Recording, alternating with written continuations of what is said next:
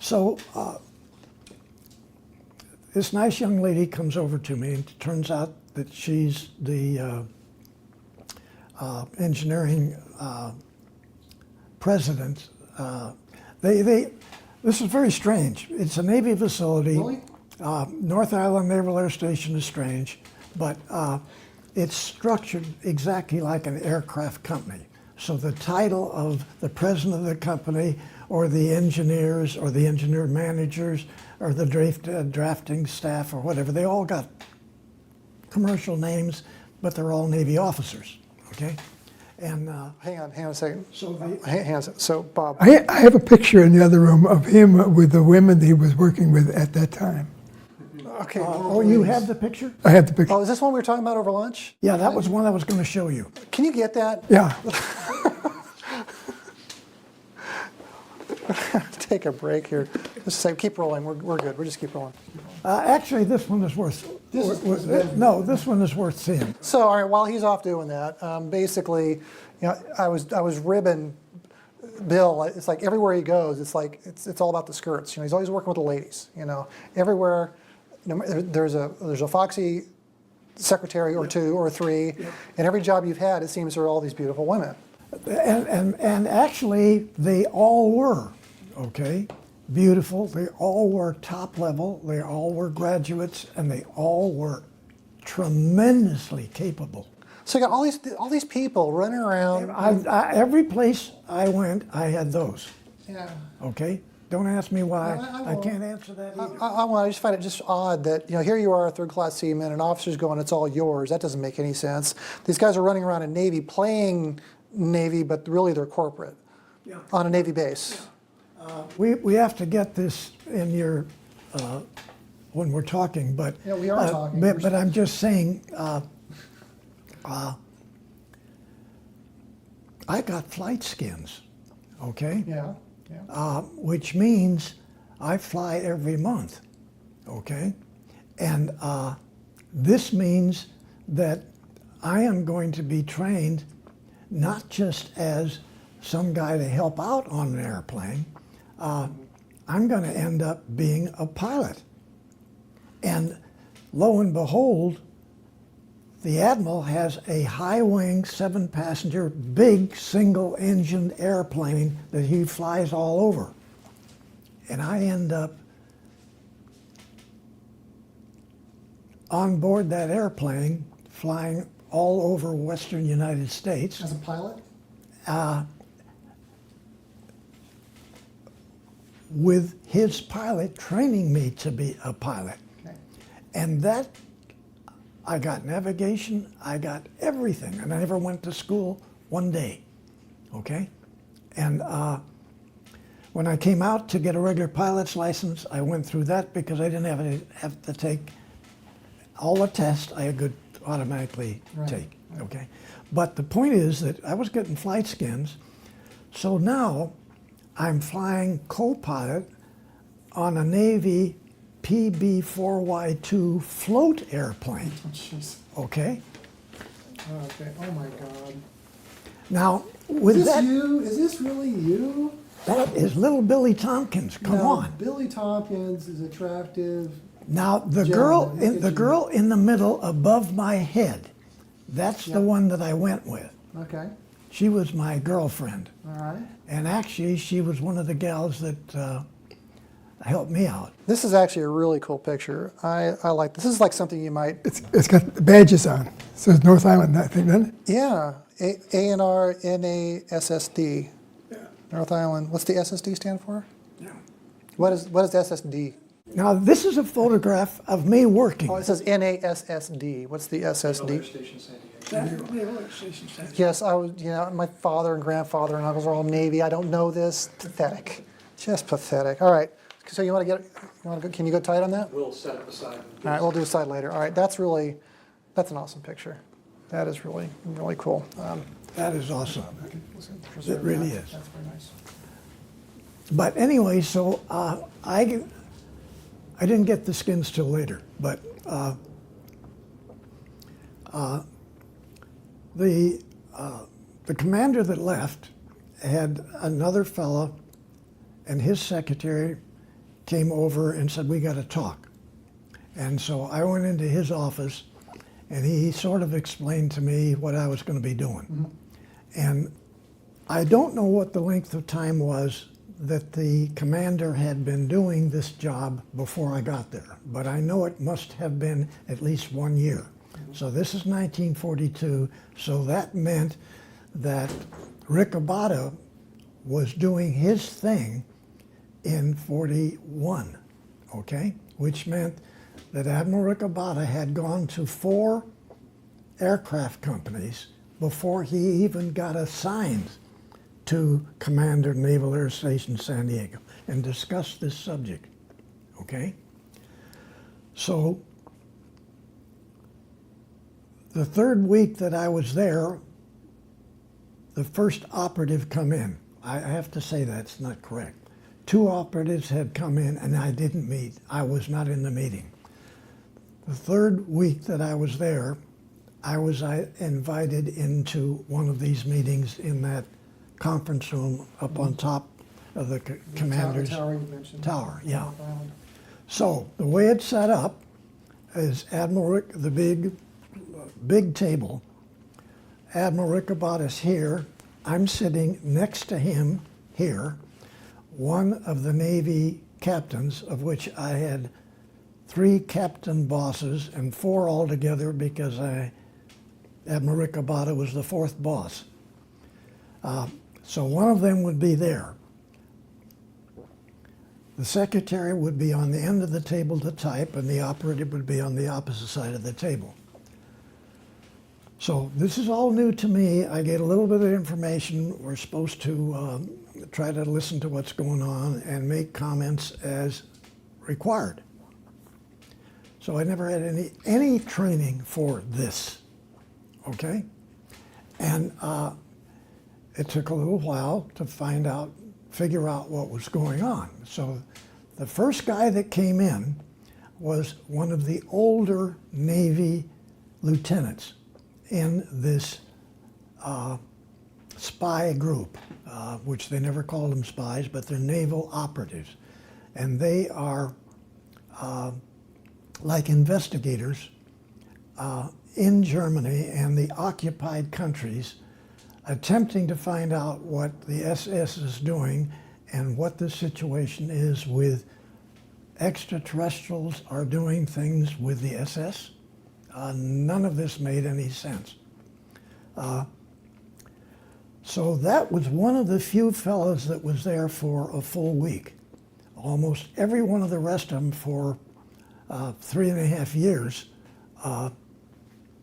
they were only there for the period of the 1 day, max 2 days, and they're back on the flight back. Yeah, these are the operatives you're talking about. So Operatives are gone. in and out. So we don't even have time to work with these operatives.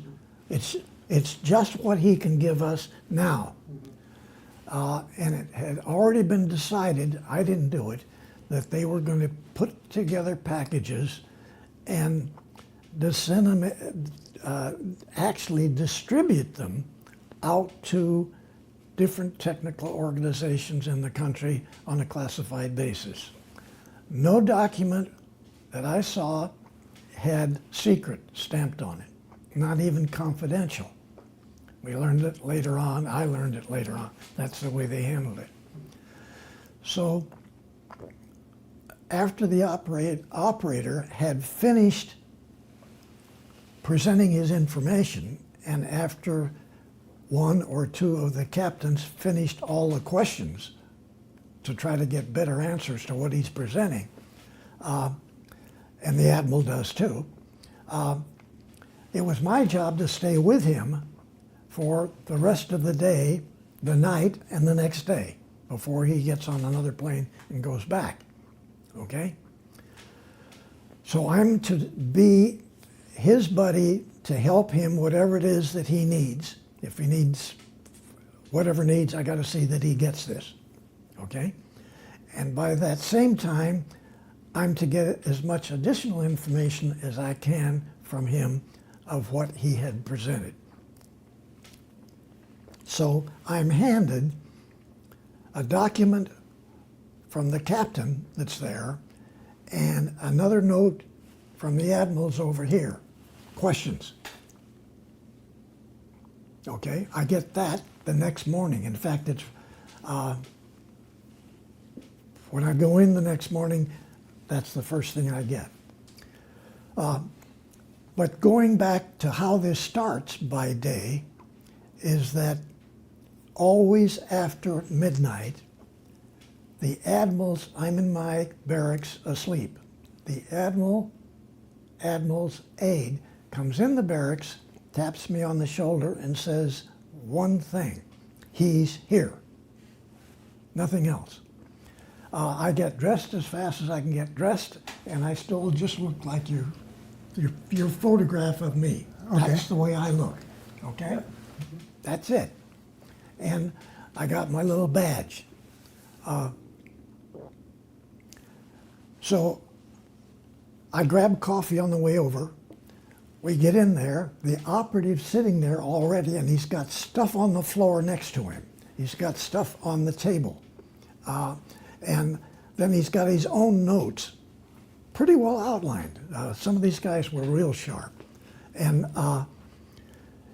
he presents this information. If it's communications, something about communications, he has a box full of stuff.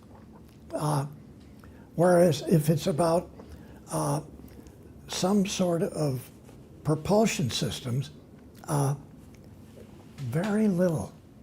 I mean, sketches, notes, this sort of thing, a couple of drawings. Occasional photos? Occasional photos, and also there were the hieroglyphics, okay? And he made his notes on the hieroglyphics from talking to the other German guys as to what do you guys understand what that was? What did this one mean? Okay? And he would have a photograph of that particular bar or that structure, piece of metal. So these operatives would get in a position where they can see the technology that's been worked on. It's got certain things, glyphs inscribed upon them. Whether they're Egyptian hieroglyphs or not, there's some kind of a glyph. It's something that we don't recognize. Yeah. And they've got some notes in there about, I assume, what this thing is. And, Yeah. But as far as decoding what these glyphs are, do the operatives have any clue? Do they even know? So this, what I'm trying to say is, I had one buddy that was a commander, and he was really friendly with me, and he knew what I was doing. And so I kept asking him, you know, what in the hell, why do they do this? And I'm trying to get a better feel. We need a whole lot more information than that. How are we going to, and I always said me, because I never thought I was going to be the one that had to deliver it, okay? I said, how are you guys going to get this over to Lockheed? Or gosh, you said you're working with JPL and Caltech. You're working with them? How are you going to explain this? And I'm looking for a manual. Okay, give me a manual. And we don't even have a German manual on this. And but this first one was really hard for me. Yeah, so what you've described so far is really your first Yeah. foray into this world, and you're expressing, it sounds like a little bit of frustration. This is my new job. There's pieces missing here. What am I supposed to do? But surprisingly enough, I seemed to come on board faster than I thought I would. Okay, and I did get help from the captains. There was two of the captains that really helped me a lot. The other guy was around once in a while, never did help me. But it was that. This is your job. You're not doing anything else except putting these packages together, and nothing was said about mailing the packages to the contractors. It's all very unusual. I mean, that they would pick you, that you're so young, that you didn't finish training, that et cetera, et cetera, et cetera. You fall into this position. Yeah. And now all this responsibility is kind of heaped onto your shoulders. But wait a minute, I missed the most important thing. In Dr. Black's English lesson class at Hollywood High School, I can't spell, and I can't talk. So he takes me, puts me up in the front, and makes me do a dissertation, a presentation, and spell everything right. And I'm still spelling it wrong. Yeah, this is before the Navy got a hold of you? Yeah, I'm back in Hollywood High School before they took me. Okay, anyway, so I can't spell. Now this guy knows I can't spell. Yeah, well, so do I. I've seen your writing, Bill. I know you can't Okay, spell. all right. Anyway, so this goes on, and we then take this rough information. I get two of the girls that my girlfriend manages, and we start to put together a breakdown. We already had a breakdown that they had been using for these organizations, and we were able to put this together and get pretty good packages together, and then run copies of this. So we've got it, and at least one of the three Navy captains has filed every single one of these besides our regular files, okay? And nothing is classified, but we've all got it documented. And so then I have this photo lab. The Navy had a big photo lab there, and the old commander that left, he had this small personal used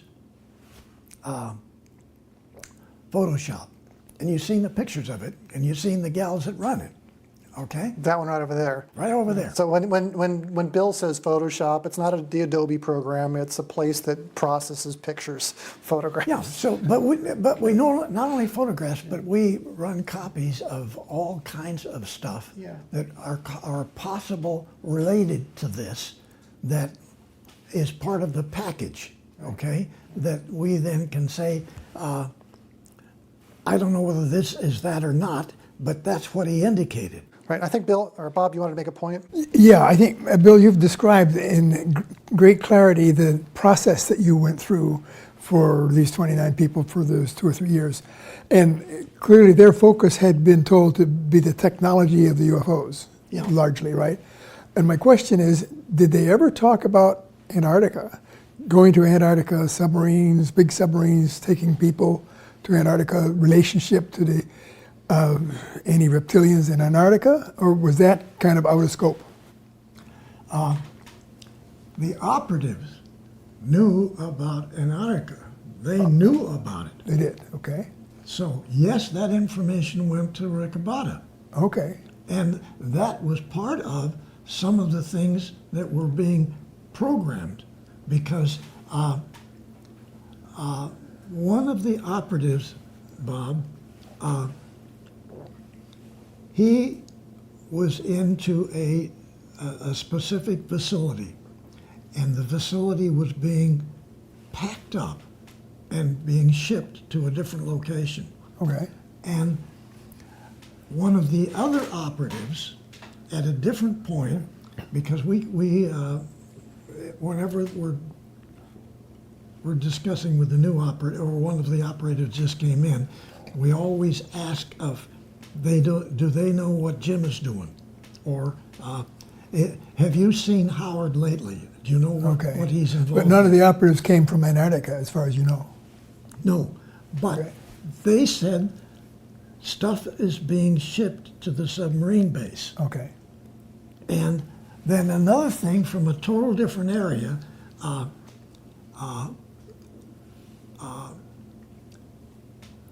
they have built massive truck submarines. The Germans had. 400 people, sort of thing? Yeah. Okay. But it's not just people, they would haul equipment too. Did they ever talk about high energy weapons like lasers Yes, during the war? yes. During your debriefs, when the operatives are coming through, they were talking about the high energy laser weapons? Yeah. See, that's consistent with the report that's in one of the recent books I've read of a 400-foot submarine apparently had to surface, and they were sighted by a British destroyer or cruiser, and they killed the destroyer with laser weapons. And this was like in the late 44 or so. And I just read that like 2 weeks ago as a report. And it's not that just they were researching them. The SS was given brand shiny new ones, okay? So you didn't have to start from scratch from a bunch of pieces of paper like what I'm giving to these companies to go try to make something like that. And they weren't the Nordics providing this either. It was another group of extraterrestrials that had given the SS complete, a multitude, just different, 14 different types, did you say? There was a number that you had written, I don't recall, but it was more than one. 13. Yeah. Yeah, so 13 different types of hardware flying operable craft. Meanwhile, so we're here. But I got the impression that on some of these, the Nazis mounted ordinary machine guns and weapons. But on others of them, apparently they may have considered using laser weapons. They did use the laser weapons on them, the bigger ones. Okay. Were the laser weapons invented by the Germans or by the reptilians? Reptilians. Okay. See, that would be new information. Yeah. The Germans, wait a minute, the Germans got real smart, okay? They were smart before this happened. Germans were very brilliant people, okay? Why they had to pick the SS to go do the thing that they were going to do, maybe they figured that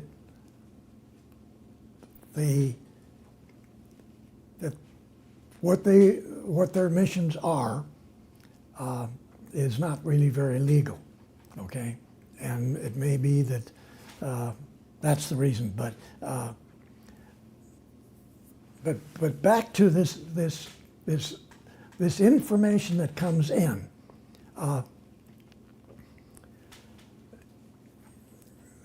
You had other pieces of paper with different types of numerous numbering systems, okay, on it that weren't German. They weren't anything that we knew about. And so they would be identified by this numbering system. And of course, this was an extraterrestrial piece of paper, okay? And here it is. We're not gonna tell you how it works. That's what we're asking you, Lockheed, to do. We're giving you a contract. You got to figure this out. So I'm getting this stuff from every place that I go with these documents. You know, you dumb a-hole or something, don't give us something like this. How do we do, what do we do with this? Right, so they're calling you out because you've got really what amounts to what I mentioned earlier. It's like a Post-it note with a stick figure. Here, go make a flying saucer. It's not a request for a proposal.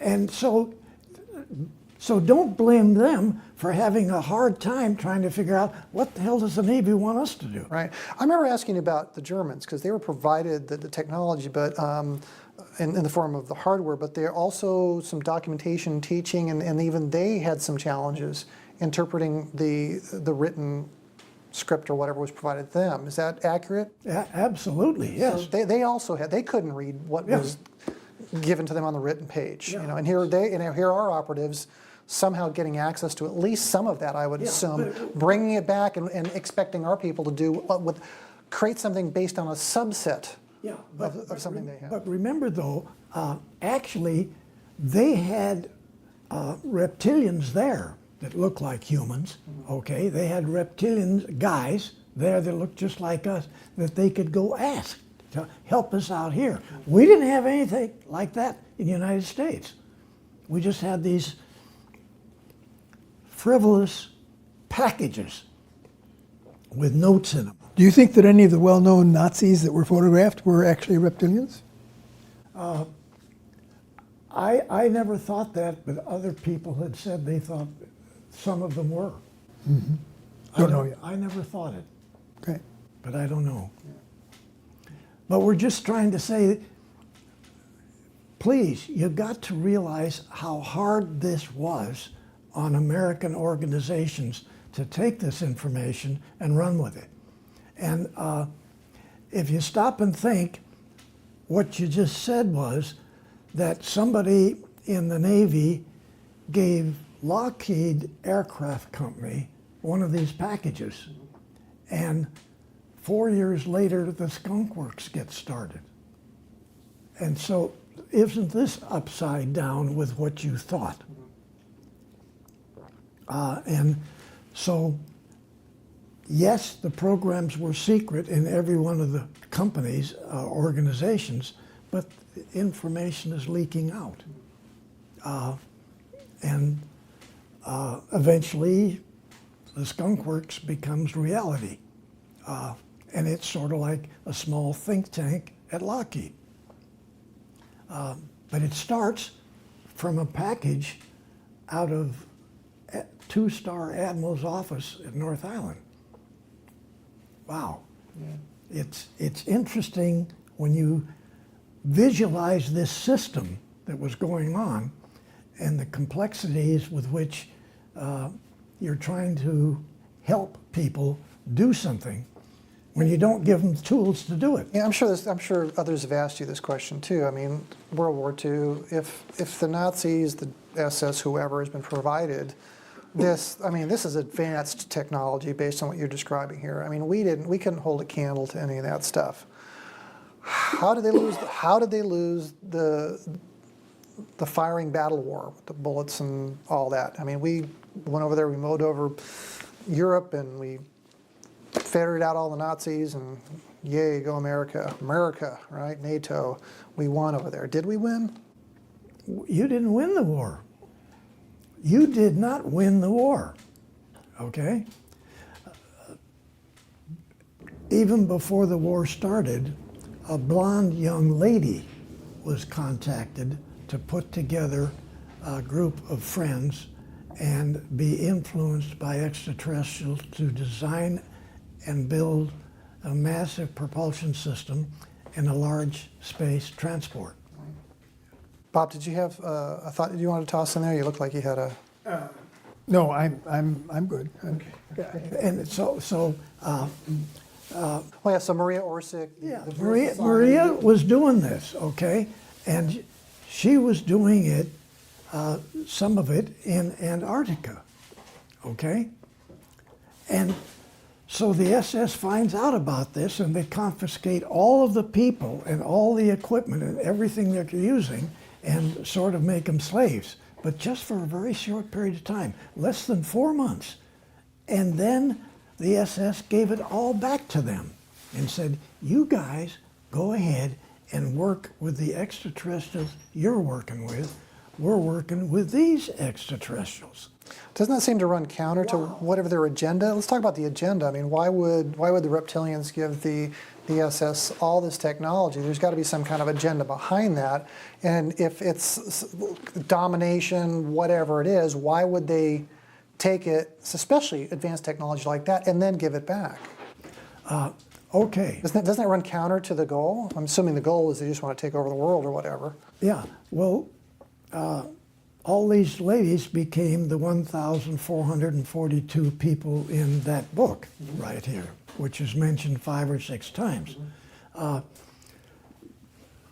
So they felt that there would be possibly additional technical assistance to the young ladies and the men that are working this, okay? Her group, which may be beneficial to them, and we're going to let you develop your own. We've got all the assistance that we possibly could ever need to do this. So we took off, then the SS takes off on their own and goes past the young ladies and the other men that helped that organization. But Walter's question was, if they had such technology, how come they let us win the war?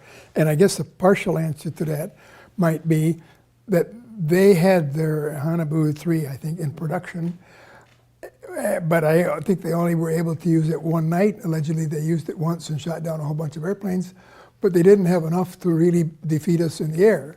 That's point one. Point two is I think that they had kind of early on decided that they wanted to put their real strength down in Antarctica. So they shipped the majority of their UFO technology down there because their goal was really to go out into space, not necessarily just to beat the United States. But that's my speculation. Yeah, and Bob is right with that. They go back to the missions, back to Hitler's mission with the extraterrestrials. First was Hitler wanted to take out all of the people he didn't like, the Jewish people. So you just take them out, whatever way. But secondly, you take every man, woman, and child on this planet and put them in these in-mountain production facilities all over Germany and the occupied country, building thousands and thousands and thousands of extraterrestrial vehicle, military space vehicle, and operate out in the galaxy with these, along with the reptilian naval battle groups, and do the same thing, enslave every planet they can find out there off of every star they can find. But they never got thousands done before they lost the war. Yeah. What final word would you guys like to have before we close off this day? Oh, but before Bob sits with his, let me try to say, the way, Bob's going to say it eloquently. I'm just going to rough something. I'll roll. Personally, wait a minute, no, personally, I want to see this information disseminated out across the planet, okay? I want the public to understand what has happened. I want that, that they have sufficient information to bypass this problem, I don't believe anything you're saying, and start to accept this reality of extraterrestrials, okay? And it's imperative to the people on this country to understand what their position is, and this needs to be fixed. And any help we can get from any extraterrestrials out there to counter some of these black hat people out there, this is great for us. We need to get everybody involved. I've got a limited perspective at this point. I think there's two things that drive my thinking. One is the incredible sophistication that organizations, including governments, have had in keeping secrets. That's thought number one. And I believe that can be a convincing story, but it's a challenge because most people believe Washington can't keep secrets. And it's very difficult to get over that little hump. The second thing is I would say I'm not looking toward the aliens to solve our problems. I'm thinking that full disclosure will probably let the best results flop out.